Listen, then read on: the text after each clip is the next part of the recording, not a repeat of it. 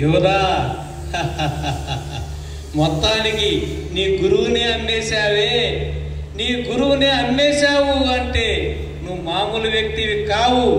ఆయన్నే దైవ కుమారుడుగా నమ్మావు, ఆయన్నే మెస్సయ్యగా నమ్మావు, ఆయన్నే లోక రక్షకుడుగా నమ్మావు.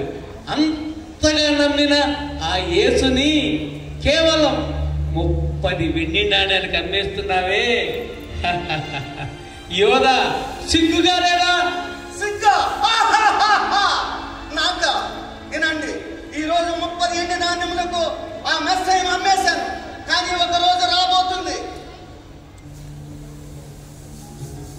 చెప్పండి యూదా, చెప్పండి. మేమంతా నీ వెనుక ఉన్నాము.